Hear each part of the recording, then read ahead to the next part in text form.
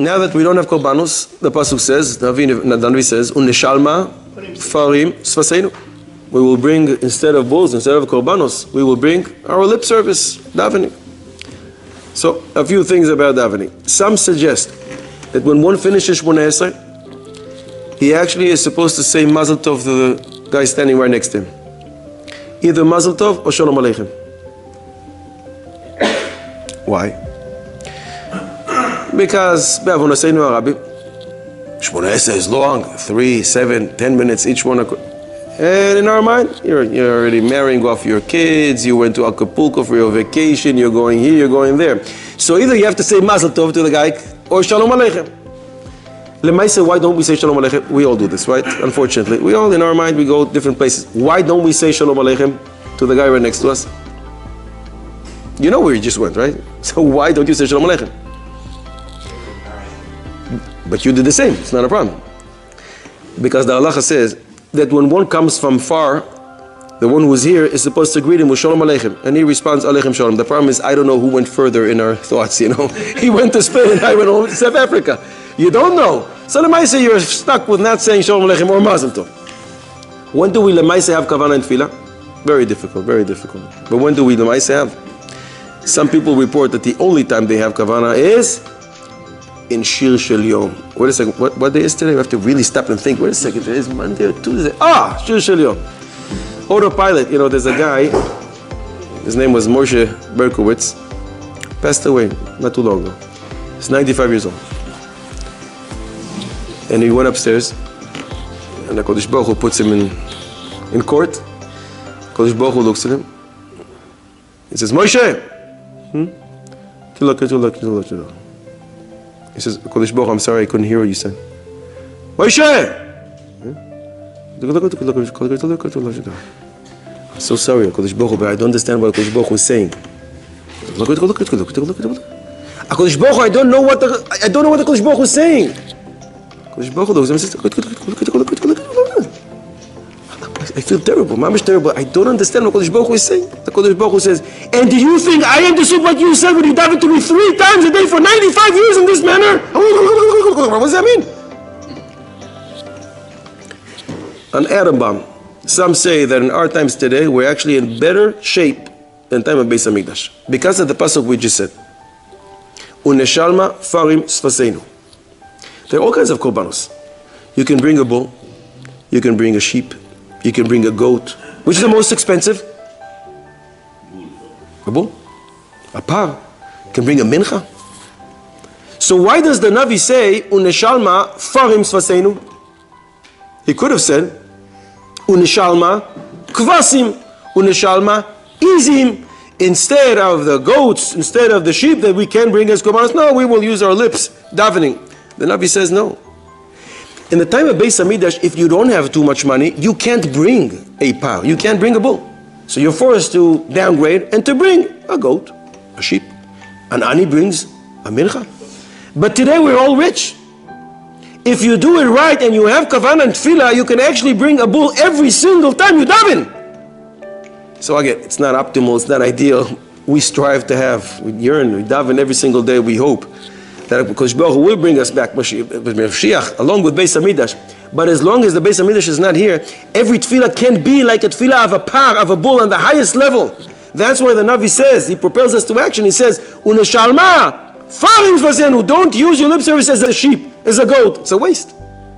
Because today you can go with the highest kavana, like the highest level korban, and it would be a shame not to do it. Yom Kippur. Everything is going to be sealed, finished, last 25 hours. If it was up to us, what should we recommend to people to do? What should they be involved in? You want to get as many schusim as possible.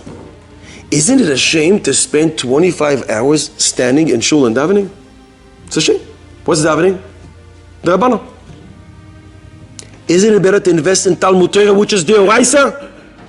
Machloikes, which davening is the Rabbana, the Oraisa, maybe one a day is the Oraisa, but everybody agrees to spend the whole day to have a Shachris and a Mincha.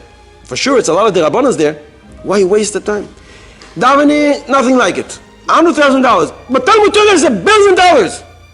So why didn't they instruct us spend the next 25 hours Don't take your head off the learning. Don't close your eyes for a second. The reward corresponding to Talmud Torah has the weight corresponding to everything, all the mitzvahs in the Torah. But you see, it's not like that. Since when push comes to shove and everything is going to be decreed and finalized and sealed, they tell us, no, spend the next 25 hours davening. You see the ma'ila of davening. So some people say, listen, I have to run to the shiur, so that feel out from this Berkowitz from before. You see from here that if on Rosh Hashanah and Yom Kippur they tell us to spend the most time that we do davening, Mela, you see the Maila of davening, the Chashivus of it. Why did Moshe Rabbeinu enter Eretz Yisrael? Anyone? Because of the water. What do you do with the water? Hit the rock. Instead of Rabbi Yochanan doesn't think like you. Rabbi Yochanan doesn't think like you. That's what we were taught to believe, right? Medrash Rabbah at the end of Vezois Abuacha. Omar Rabbi Yochanan. 10 times the word death is associated with Moshe Rabbeinu in the Torah. Hine anoichi mes, umus bahar, hine atames. 10 different times the word misa, death, appears connected to Moshe Rabbeinu. Melamed, says Rabbi Yochanan, Shelo nigzar gzar dino, up to the 10th time. Why? Because Moshe didn't jump and start davening as soon as he heard the first time the word death. So why didn't Moshe Rabbeinu come into Eretz Yisrael, says Rabbi Yochanan? Because he didn't daven. If he would have, the decree wouldn't be sealed. Only after 10 times I'm mentioning this word, 10 times. You don't chap. What was the calculation that Moshe Rabbeinu made? Moshe Rabbeinu says, look, whenever Klal Yisrael sinned, I always went with Zchut. I davened for them, and HaKadosh Baruch Hu forgave him. Me, never sinned from my youth. When I'll get to it and I'll daven, of course HaKadosh Baruch Hu is going to forgive me. HaKadosh Baruch Hu didn't like it. And therefore HaKadosh Baruch Hu jumped, that's the language of the Medrash, and made a shvua. You are not coming into Eretz Yisrael. Melamed shehaya hadavar kal be'einav. Light in his eyes. It's the language of Yochanan. Medrash Rabbah. Since HaKadosh Baruch Hu saw, ve'eino oimed b'tfilah, you're not davening? Miyad kafatz alav v'nishba b'shmo hagadol shelo yikanes le'eretz Yisrael. So, the sin of Mei Meriva was the decree. But why was it executed? Because he didn't daven. It's unbelievable. But he did! How many times did he daven? 515 times! The Gimatya of the word Vayeschanan. 515 times! And HaKadosh Baruch Hu says, Rav lach! Al toisef daber. No more. And Chazal say, if he would add one more tefillah, he would enter. So HaKadosh Baruch Hu had to stop him. So now we understand. Why did Moshe Rabbeinu not come into Eretz Yisrael? He didn't daven. Wait a second. Ask us Tlasemis. So why didn't Klal Yisrael daven for him? Moshe cannot daven because HaKadosh Baruch Hu said stop. But he didn't tell you not to stop. He didn't tell you to stop. So why didn't you daven? Because Klal Yisrael made their own calculation. Say, wait a second. Moshe Rabbeinu?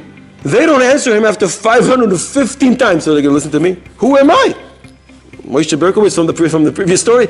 You think they're going to listen to me if they don't listen to Moshe Rabbeinu? And therefore they didn't daven. But they made a terrible mistake because the Gemara in Brachos Daf Ches says, Le'olam. And HaKadosh Baruch Hu moyes betfilah tzibur. Never does HaKadosh Baruch Hu reject the tefillah of tzibur. So they might say, why didn't Moshe Rabbeinu come into Eretz Yisrael? Because we, Klal Yisrael, didn't daven for him. He couldn't. He had to stop. HaKadosh Baruch Hu said stop. But if we would have added one more tefillah, Moshe Rabbeinu would come into Eretz Yisrael. There's a kid who told me that his father has a direct number of HaKadosh Baruch Hu. So what do you mean? No, he has a direct number, I know. He says, how do you know? He says, whenever we go to shul, my father takes out his cell phone and dials a number, and he's on the phone the whole time. So of course my father has a direct number.